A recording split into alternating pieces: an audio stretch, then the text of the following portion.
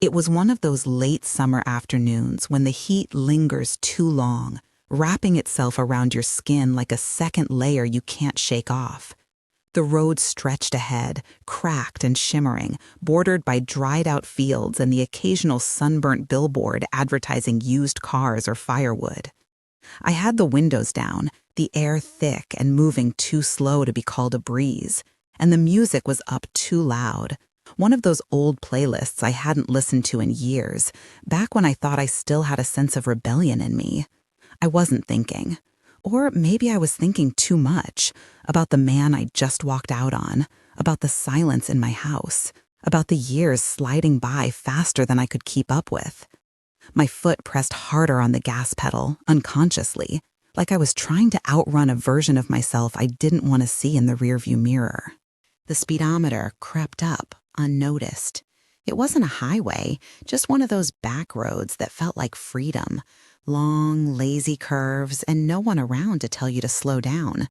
I wasn't reckless by nature, but something in me had shifted recently, something that made me crave the hum of the engine, the wind messing up my hair, the illusion of control that came from moving fast.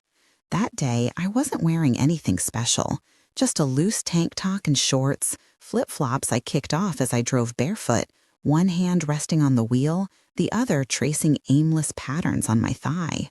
I felt the sun on my legs, the beat of the music in my chest. For a moment, I forgot everything else. And then the siren cracked through it all, sharp, sudden, like glass breaking inside my head. I glanced in the mirror and saw the flashing lights behind me. Red, blue, red, blue. My stomach dropped in that immediate, instinctive way, like being caught sneaking out past curfew. I eased off the gas, heart pounding, and pulled over to the side of the road, gravel crunching under the tires as the car came to a stop. I turned the volume down, ran a hand through my hair, took a breath that felt thin and unsatisfying. I didn't expect what happened next. Not really. I expected a man. Maybe older, stern, bored with his job, bored with me, ready to write a ticket and get on with it. What I got was something else entirely. I saw her in the mirror first, approaching from the patrol car. She moved with precision, not stiff, not aggressive, just controlled, the kind of confidence you can't fake, and young, so much younger than me. It hit me before anything else did, how smooth her stride was, how lean her frame looked in the uniform, how the sun caught the edge of her sunglasses. She stopped at my window, and I rolled it down slowly, trying to look composed. But something about her presence threw me off balance. Not her authority exactly, though she had that in spades, but something else. A quiet weight in the way she stood, the way her eyes, hidden behind reflective lenses, seemed to be studying me. My hands felt too large on the steering wheel. I became hyper-aware of my neckline, the sweat along my collarbone, the fact that I hadn't shaved my legs in 2 days. Her voice was low when she spoke, calm, professional, but I wasn't hearing the words. I was watching her lips move, watching the subtle pull of her expression, the faint crease between her brows as she examined my license. She looked like someone who belonged to a different world, a sharper, cooler world I hadn't been invited into. I nodded at whatever she said. I think she asked if I knew why she pulled me over. Of course I knew, but I wasn't thinking about the speed limit. I was thinking about how her fingers gripped the edge of my driver's side door, about the faint sheen of sweat on her throat, about the impossible absurdity of my reaction. I'd never looked at a woman that way before, or at least I'd never let myself. But there was something undeniable happening, something creeping up through my chest like heat that had nothing to do with the sun.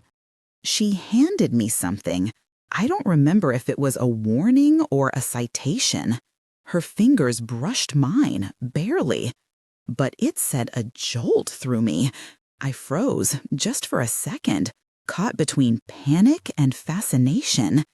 Then she pulled back, nodded once more, and turned to walk away. Her hips moved with the same control as everything else about her, and I caught myself staring, pulse quickening in places I didn't expect.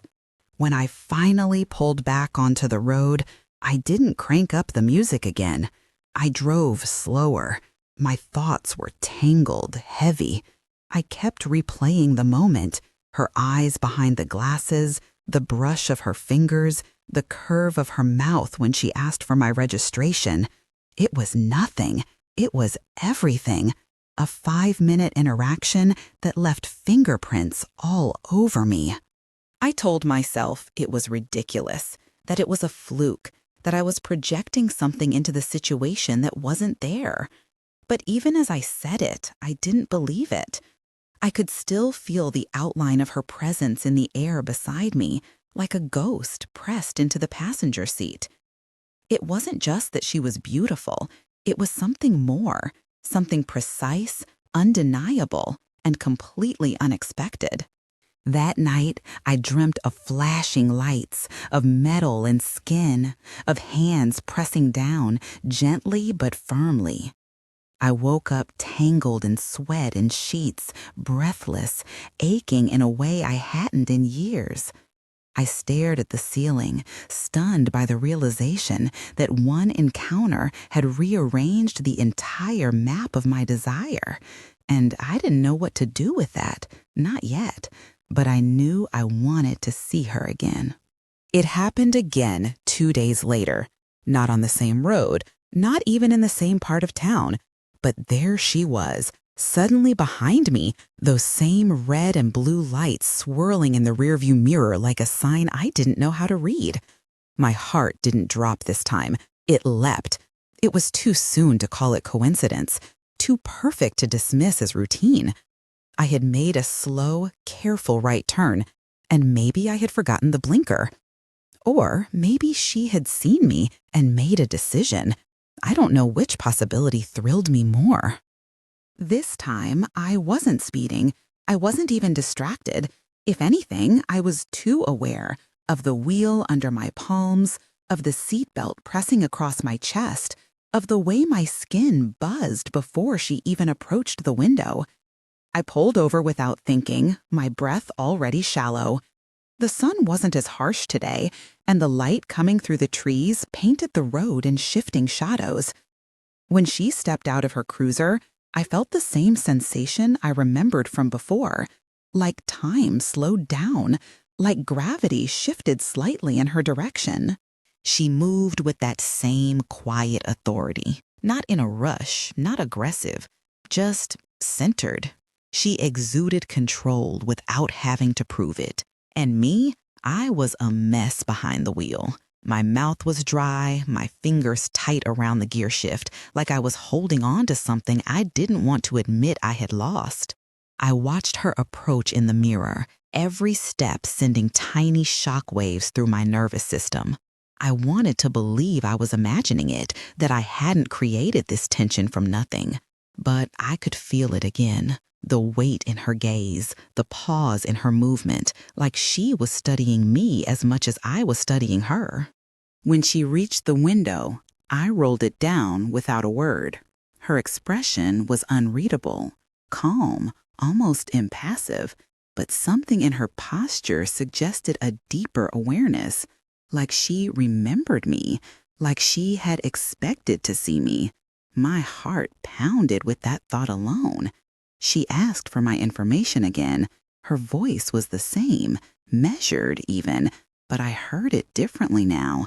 I heard the spaces between her words. I watched the way her jaw tensed, the way her eyes lingered, the way her fingertips brushed the edge of the window frame as if they wanted to reach inside. She didn't mention the last stop, didn't say anything to suggest recognition, but I felt it crackling between us like static before a storm. I handed her my license again, our fingers grazing for half a second longer than necessary. My breath hitched. She didn't pull away immediately, just stood there, looking at the card, then at me. And then, very deliberately, asked me to step out of the car. The moment I opened the door and stood up, I felt exposed, vulnerable in a way that had nothing to do with guilt. My legs were bare again, the same tank top clinging to my skin. I was too aware of everything, the way the air felt against my chest, the way her eyes dropped for a fraction of a second before returning to mine. She stepped back just enough to give me room, but not enough to break the invisible thread between us. She said something about checking my brake lights, something about protocol, but we both knew this wasn't about lights or signals or violations. We walked to the back of the car. Her hand hovered near the small of my back, guiding me without touching, and still I felt the heat of her presence radiate through my spine. She circled the vehicle slowly, inspecting, but never looking away for long. Her nearness was a weight I welcomed and feared all at once. I stood still, pretending to look ahead, but my senses were entirely trained on her. Her scent, subtle, clean, something faintly metallic, drifted toward me. Her voice, when she spoke again, was lower, softer. She stood close, too close, one hand resting lightly on her utility belt, the other gesturing in the air, drawing some vague line I didn't understand. When she stepped behind me, my skin prickled. I felt her presence at my back, not touching, just there, watching, waiting. It was unbearable in the most exquisite way. My knees weakened, not from fear, but from anticipation. I didn't move. I didn't breathe. I just stood there, letting the tension fill every hollow space in my body. I could feel my pulse in my neck and my fingertips between my thighs. She didn't touch me, not really, but the space between us pulsed like a live wire. She leaned forward slightly, her breath brushing the back of my neck, and I swore the world narrowed down to that single point of heat and air. Then, just as quietly, she stepped away. The moment broke like a snapped thread. I turned, unsure of what I'd see on her face. But she was already looking back toward her cruiser, professional mask fully in place. She handed me back my license, her fingers warm against mine, and this time she did look at me, steadily, with something unspoken layered behind the calm. My lips parted, but no words came. What could I have said? Nothing that wouldn't ruin it. She walked away, and I watched her go. The sway of her hips, the strength in her stride, the impossible silence of her retreat. I got back into my car, closed the door, and sat there, stunned. The air inside felt too tight, too thick. I didn't turn the ignition. I didn't move at all. My body hummed with tension, with arousal, with the weight of something that wasn't supposed to happen, but very much had. The encounter hadn't lasted long, maybe 10 minutes at most, but it followed me home like perfume clinging to my clothes. I couldn't shake the memory of her eyes, the way she loomed behind me without a single touch, the precision of her voice slicing through my calm. I stripped as soon as I got inside, peeled off the layers like they were burning me. I stood under a cold shower, trying to wash it away, but the heat remained, low in my stomach, high in my chest, coiled around something I hadn't let myself feel in years. That night, I couldn't sleep. I lay in bed, one hand between my thighs, the other pressed over my chest, chasing something I didn't have a name for. It wasn't just desire. It was a kind of surrender, a slow burn that didn't want to be extinguished. And somewhere inside that ache, I realized I wasn't hoping she'd forget me. I was hoping she'd find another reason to stop me again. It wasn't a traffic stop this time. There were no sirens, no flashing lights, no pretense of a violation. She was just there, parked outside the small market I went to for overpriced cheese and wine I didn't need. I almost didn't see her. I was walking back to my car, juggling a paper bag, my keys, my phone, when I noticed the cruiser idling near the exit of the lot. The engine was running. Her arm rested out the window, one hand lazily turning the steering wheel back and forth. I don't know if she saw me first or if she was waiting, but when our eyes met across the lot, something invisible closed the distance between us. I felt my stomach clench, not in fear, but in that same sharp electric way it had the last time, maybe stronger. I opened the car door and slid in slowly, pretending to fumble with my seatbelt, pretending not to watch her in the mirror. She pulled up beside me as I was starting the engine. Her window was still down. I saw her fingers tap rhythmically on the outside of the door. I didn't know what I was waiting for. A gesture, a word, anything. But then she stepped out. No rush, no badge raised. Just the sound of her boots against the pavement, confident and casual. She walked over and motioned for me to cut the engine. I obeyed, hands shaking slightly as I turned the key. The silence that followed was enormous, the kind that pressed into your ears and filled your lungs. She asked if I'd mind stepping out. Just a routine check, she said. Just part of a larger operation, something vague enough to mean nothing and everything. Her tone was easy, but I heard something under it. Curiosity, hunger, maybe something darker. I stepped out of the car, letting the door close behind me, and stood in front of her. I could feel the heat of the asphalt through the soles of my sandals, the weight of her gaze as it moved over me. She was close, closer than before, closer than necessary.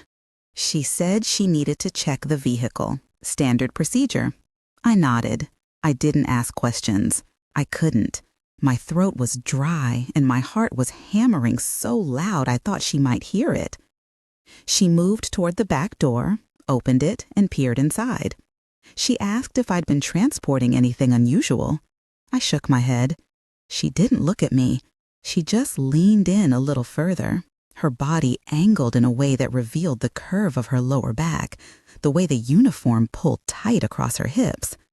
My hands twitched at my sides, and I hated how badly I wanted to touch her.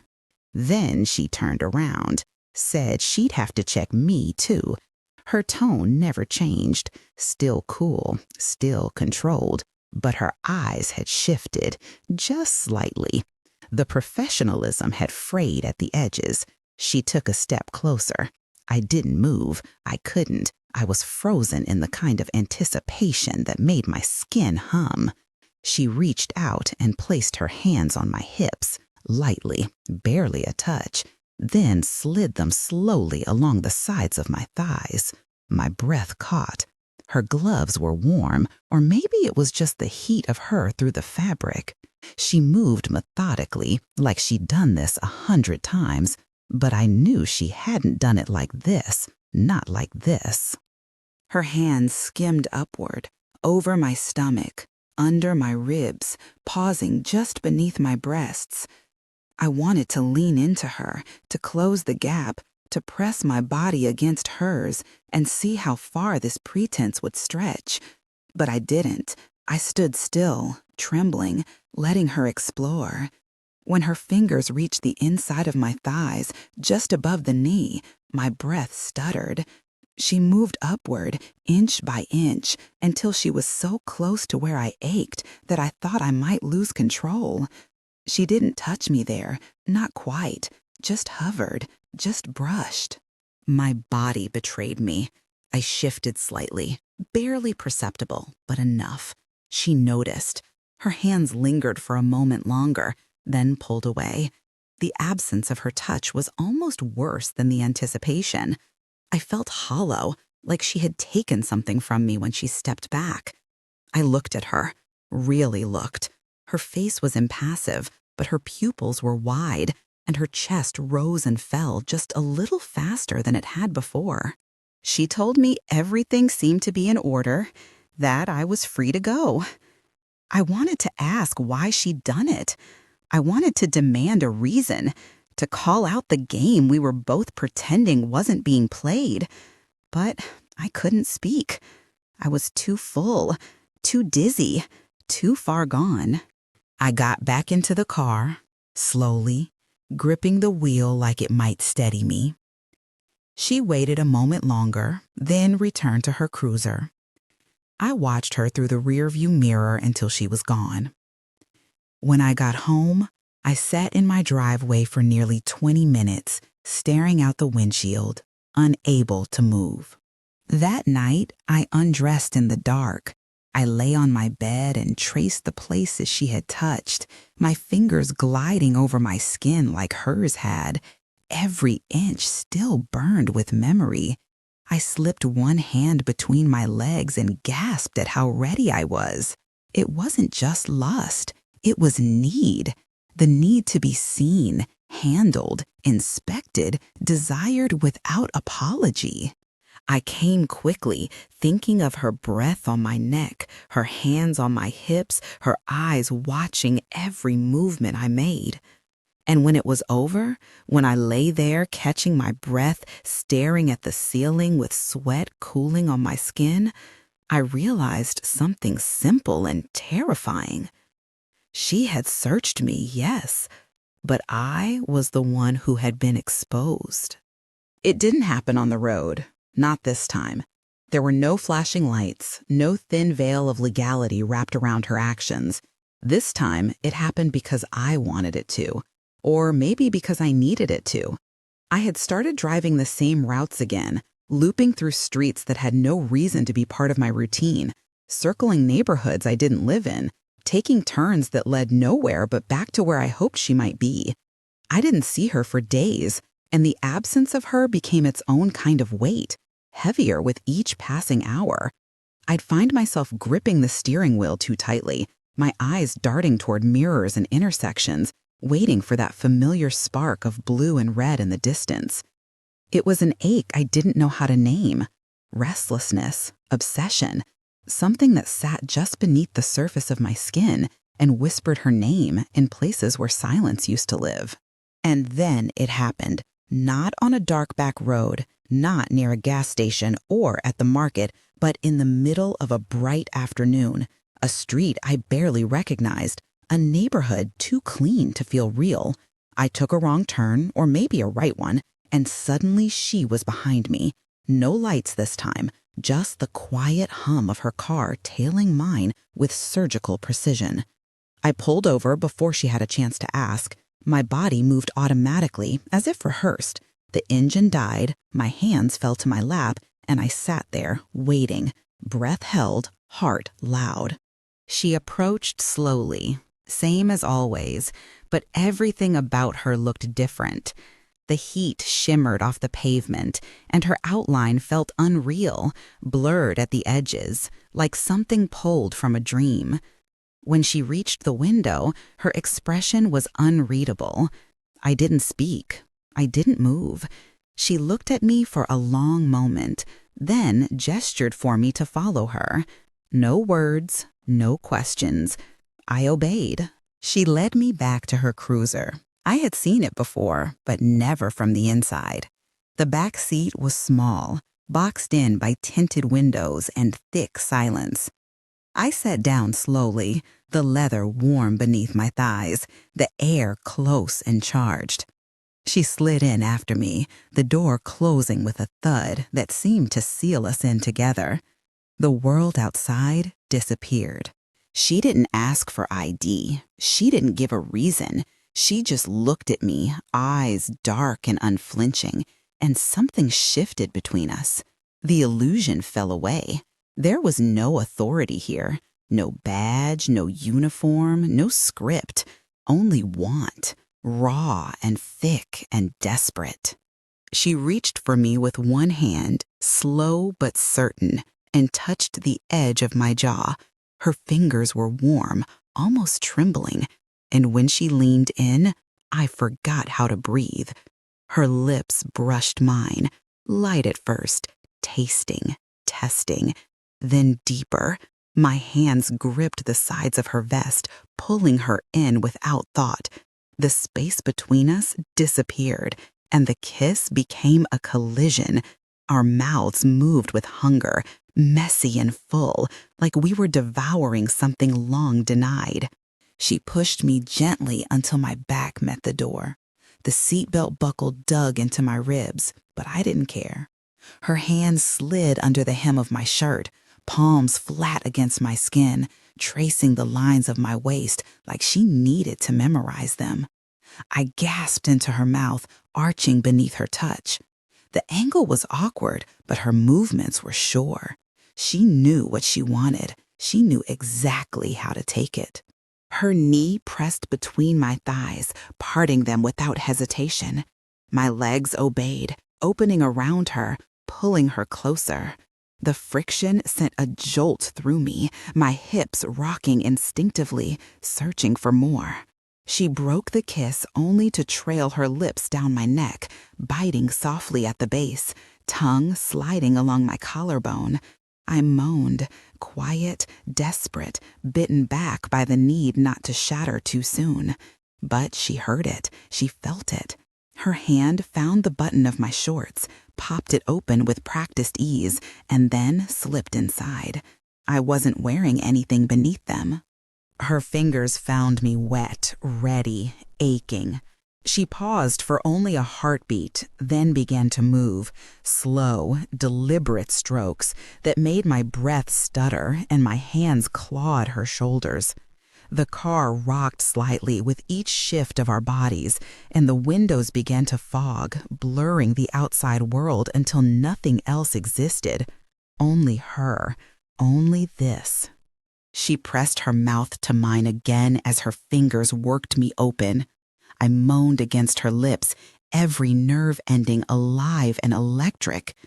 My thighs trembled around her, my back arched, and I came fast, harder than I expected, the force of it leaving me limp, breathless, clinging to her like she was the only thing anchoring me to the earth. But she wasn't done. She pulled away just enough to look at me, cheeks flushed, lips swollen, eyes burning with something wild, and then she straddled my lap. Her hands found mine and guided them to her belt. I understood without instruction. I unfastened it, unzipped her pants, and reached inside. She was soaked, her body pulsing against my fingers as I slid into her. Her head fell to my shoulder, a low groan escaping her lips as her hips began to grind down. The space was tight, cramped. Our movements were rough, uncoordinated, but it didn't matter. It wasn't about grace. It was about urgency, about the fire that had been building between us for days, weeks, maybe longer. I thrust my fingers deeper, curled them just right, and she gasped, sharp and beautiful, hips jerking as she chased release. She came hard, biting into my shoulder to muffle the sound. Her body trembled in my lap, muscles tightening, breath catching, and then she collapsed against me, arms wrapped around my neck, breath warm against my cheek. We sat there like that for a long time, tangled, quiet. The only sound was the ticking of the engine cooling and the faint hum of blood still rushing in my ears. I closed my eyes and held her, not thinking, not planning, just existing in that heat-soaked moment where everything had finally come undone. She showed up at my door unannounced.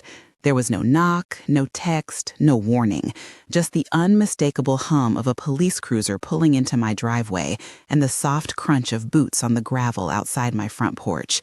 It was dusk, that odd hour when the day holds its breath before fading into night, and I was barefoot in the kitchen pouring a glass of water I wouldn't finish.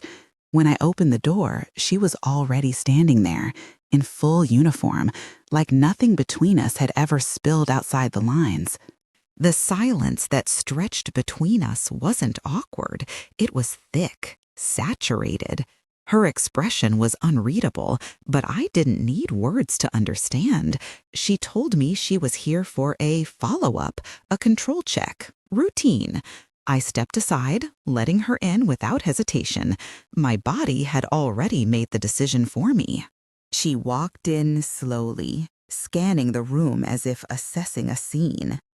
The edge of her fingers brushed mine as she passed, and that one simple contact ignited every nerve ending in my body. She didn't sit. She didn't ask questions. She stood in the center of my living room like she was claiming the space. And maybe she was. I felt suddenly exposed, as though my home had betrayed all its secrets simply by letting her in. I reached for the glass of water still on the counter, hands shaking slightly, and she watched me with the same steady gaze she used when she stood at my car window weeks before. I couldn't read her. That scared me more than I wanted to admit. I turned away to compose myself, but then she was behind me, close. Her breath skimmed the back of my neck, and I froze. She didn't say a word. Her hands found my hips, guiding me forward until I was pressed against the edge of the couch. One firm push, and I was bent over it, palms sinking into the cushions, my heart pounding so loudly I couldn't hear the room anymore. I should have felt resistance, shame, hesitation. I didn't. I felt heat, pressure, surrender. She moved with purpose, her body pressing into mine, and I let her. I wanted to be taken, examined, controlled. She pulled my hands behind my back, bound them with something cool and firm, maybe the tie from my own robe, maybe something she brought. It didn't matter. My breath hitched as she stepped back and surveyed me. I was still fully clothed, but I had never felt so exposed. She took her time, walking around me like she was reading a file only she could decode. Every second of silence made the air heavier. She finally touched me. Her fingers slid under my shirt, dragging slowly up my spine, lifting the fabric as she went. When it caught around my bound wrists, she let it bunch there. Her hand returned to my lower back, warm and steady, pinning me in place. I arched beneath her without meaning to, desperate for more. She pushed my shorts down with one hand, leaving my underwear in place. Then her fingers moved lower, tracing the outline of me through the thin cotton, teasing, deliberate. I whimpered, pushing back against her hand, but she didn't give in. She kept me at the edge, drawing circles that never quite touched the places that burned the most. I was soaking through the fabric, and she knew it. When she finally peeled them down, the rush of cool air against my skin made me gasp. Her touch followed immediately, hot, sure, unrelenting. She didn't ease into it. She slid her fingers between my legs, parting me, exploring me like a territory she had every right to claim. My legs trembled as she stroked me with slow precision, each movement calculated to make me unravel. I was moaning now, no longer caring how loud, no longer caring if the neighbors heard. She didn't stop. She didn't slow. She drove me to the edge and held me there. Then she pulled away. My body cried out in protest, aching for her again. I felt her step back, and I twisted slightly, trying to see her, trying to understand why. But then I heard the sound of fabric shifting, of her belt unbuckling, and I understood. She came around to face me, pulled me upright without untying my wrists. I was breathless, lips parted, hair clinging to the sweat on my forehead. She kissed me then, deep and possessive, one hand in my hair, the other guiding my bound hands behind her back. Her body was warm against mine, her skin flushed and demanding. She led me to the bedroom without saying a word, and I followed, stumbling, unable to look away from her. Once inside, she pushed me onto the bed, climbed over me, and straddled my waist.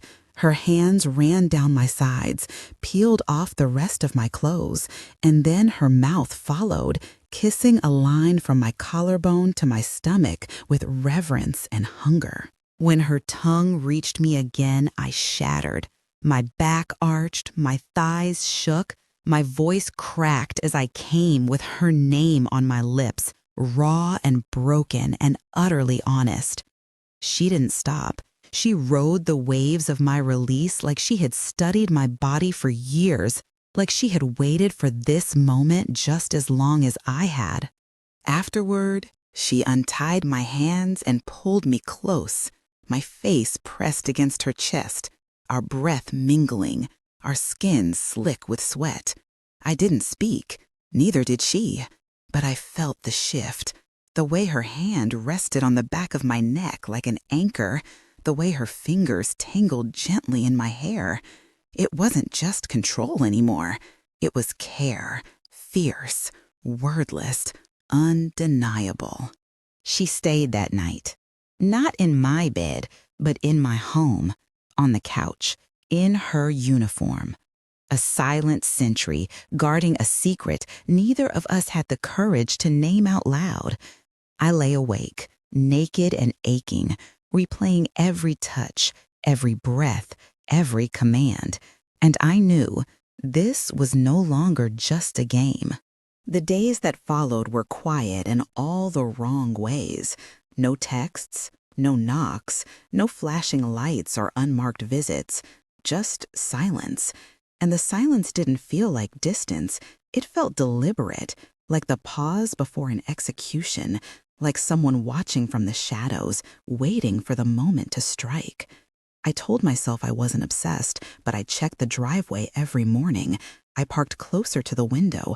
I kept the door unlocked, the curtains parted, my body always half ready, without understanding what I was preparing for. I replayed everything.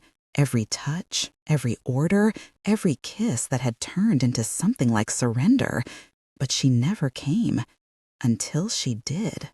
It was late, too late for visitors.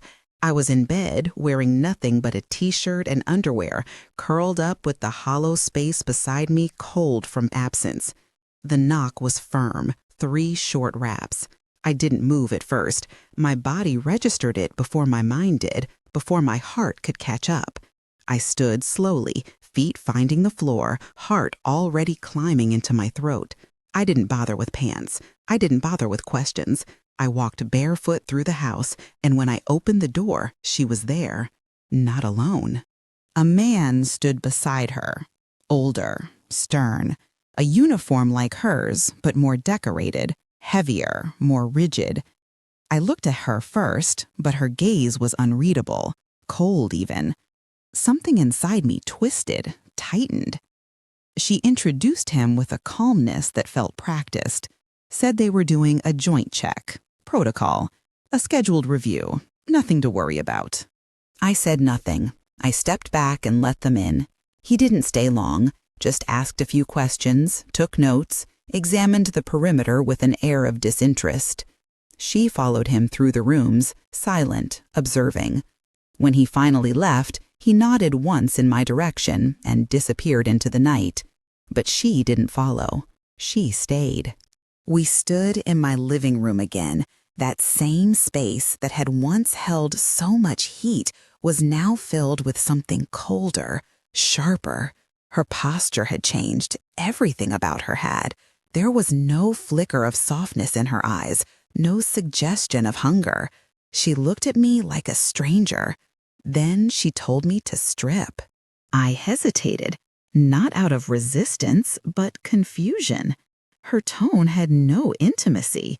It wasn't a request, not even a command that came with heat. It was procedure, clinical, distant.